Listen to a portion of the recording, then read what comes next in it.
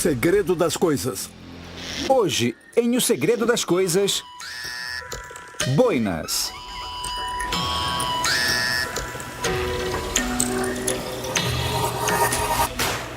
Pastis.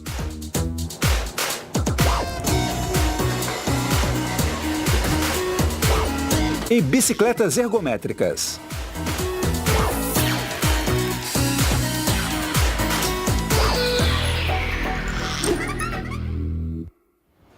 Quando se trata de chapéus icônicos, nada é mais francês do que uma boina. Especialmente a boina estilo basco, já que as pessoas usam estilos diferentes em outros países. A boina basca era tradicionalmente usada por pastores que cuidavam dos seus rebanhos na Cordilheira dos Pirineus, que divide o sul da França da Espanha. A boina basca surgiu por volta de 1600 no sul da França. Feita de lã negra de merino, ela tem uma pequena ponta de feltro em cima. A fábrica que produz essas boinas faz isso desde 1840. Uma máquina automática tricota o fio de lã sem tingimento, formando uma galete, que é a palavra francesa para panqueca. A galete é chata e redonda, com pontos soltos que a deixam macia e flexível. Um técnico então puxa a costura central da galete, deixando-a com um formato circular que parece uma touca de banho. Em uma lavadora industrial, um técnico lava essas boinas rudimentares com água morna de um rio local e sabão por cerca de 8 horas. O tipo de sabão é um segredo comercial. A lã encolhe, fazendo com que as costuras se contraiam. As fibras de lã também ficam macias, transformando-se no tecido de lã macio que chamamos de feltro. Depois que a boina se torna feltro, o técnico começa o processo de tingimento. Ele as coloca em outra lavadora, mas dessa vez com um corante em pó. Essa fábrica sempre produziu seu próprio corante com uma grande variedade de cores, e usando a água do rio local. No entanto, a temperatura a que a empresa aquece a água é um segredo bem guardado.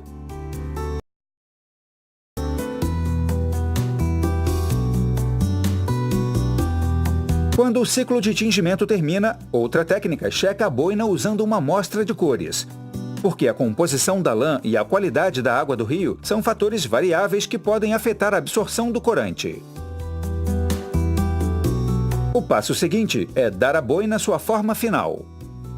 Tradicionalmente, fábricas de boinas faziam isso usando moldes de madeira, mas hoje usam de metal. A boina fica no molde por tempo o suficiente para fixar a forma. Esse processo também depende da composição da lã e da quantidade de umidade da fábrica naquele dia em particular. Cada boina passa por uma máquina de abrasão, uma roda giratória coberta com uma palha de aço. As cerdas erguem as fibras de lã, deixando o feltro mais espesso. Depois de inserir um modelo de papelão para manter a forma, uma técnica usa uma máquina de corte manual para cuidadosamente arranhar a área em volta da ponta. Ela remove qualquer resíduo de plantas deixado pelo rio na lavagem e no tingimento. Então, ela inspeciona à procura de furos e fibras esticadas. A boina agora segue para a costureira. Primeiro, ela aquece um forro de algodão preto em um molde, para que ele tenha uma forma que se encaixe perfeitamente dentro da boina. O forro tem a marca do fabricante no meio, que mostra o brasão da empresa, o nome do modelo, Basco Verdadeiro, confirmando que essa é realmente uma boina feita no estilo basco autêntico. Ela vira a boina do avesso para costurar o forro.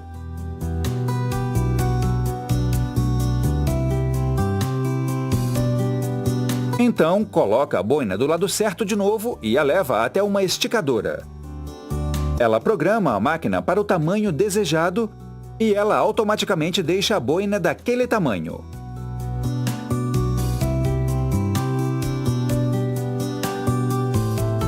Agora ela costura a tira de couro preto na borda. O tamanho está gravado nela. Alguns modelos possuem tiras coloridas. O toque final é a marca em metal da empresa. Ela rebita a parte de baixo da boina de um lado.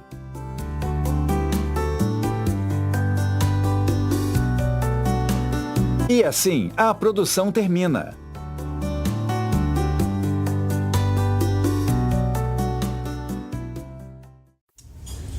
Pastis é um licor com sabor de anis popular na França, especialmente no sul, na cidade de Marselha, onde se originou. No entanto, ele não deve ser bebido puro. A técnica certa é diluir com água, normalmente entre 5 e 7 partes de água para uma de pastis, e depois adicionar gelo. O fabricante desse pastis combina anis estrelado com extrato de alcaçuz, ervas e temperos da região francesa de Provença. O anis estrelado é um ingrediente asiático. O ingrediente inicial para esse pastis é um óleo essencial de anis estrelado amarelo claro, comprado de um fornecedor chinês. O primeiro passo nessa destilaria francesa é destilar o óleo essencial. Conforme o óleo é aquecido, ele evapora e sobe pela coluna de destilação, passando por uma série de bandejas resfriadoras empilhadas. Cada bandeja condensa e depois remove um dos vários componentes do óleo. O pastis requer apenas um dos componentes extraídos, anetol, que é um componente orgânico responsável pelo sabor e odor de anis. Essa receita de pastis também contém 60 tipos diferentes de ervas e temperos, e cada um deles é destilado separadamente no álcool. Uma dessas ervas é a Artemisia vulgaris, geralmente conhecida como erva de São João. Um técnico coloca a erva de São João em um tanque cheio de uma mistura de água e álcool.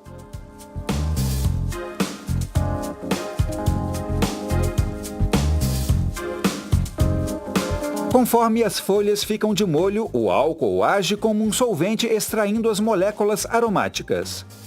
O processo é chamado de maceração. Depois de alguns dias, os técnicos drenam o líquido alcoólico, agora infundido com moléculas aromáticas. É tão alcoólico que emite gases voláteis. Por isso, os técnicos usam um alarme que dispara quando o ar ao redor chega a um nível explosivo. O líquido é armazenado em um tanque até que seja a hora de misturar o pastis. Então, um técnico remove as ervas de São João encharcadas em álcool do tanque e as transfere para um dispositivo de destilação chamado de alambique. O alambique aquece a mistura de folhas fermentadas com o vapor produzido por uma caldeira a lenha. Quando a mistura chega à temperatura de 78 graus Celsius, o álcool começa a evaporar e a subir. O vapor alcoólico, em determinado momento, chega ao gargalo do alambique, onde carretéis de resfriamento o condensam em líquido, que então flui para fora do alambique e também por um filtro que remove as partículas de plantas. Um alcoômetro mede a porcentagem de álcool, que começa muito alta e diminui gradativamente. O fabricante de pastis usa apenas o meio do fluxo, quando a leitura está entre 75%. Isso é conhecido como o coração da destilação. Para fazer o pastis, técnicos combinam todos os ingredientes: o anetol destilado do óleo essencial de anis, os líquidos destilados da maceração das 60 ervas, temperos e o extrato de alcaçuz. Técnicos também adicionam água para diluir o nível final do produto para 45%. A última filtragem remove qualquer partícula que possa diminuir a transparência do pastis. Uma máquina engarrafa o pastis em vidro escuro para proteger o conteúdo da luz que, através da oxidação, danificaria o licor. A segunda estação na linha de engarrafamento sela cada garrafa com uma rolha em T, um tipo de rolha projetada para garrafas que são abertas e fechadas repetidamente. A próxima estação aplica um revestimento de plástico sensível a calor por cima da rolha em T. A garrafa, então, segue por um túnel de aquecimento que faz com que o plástico se fixe bem no gargalo da garrafa. A estação final aplica o rótulo adesivo.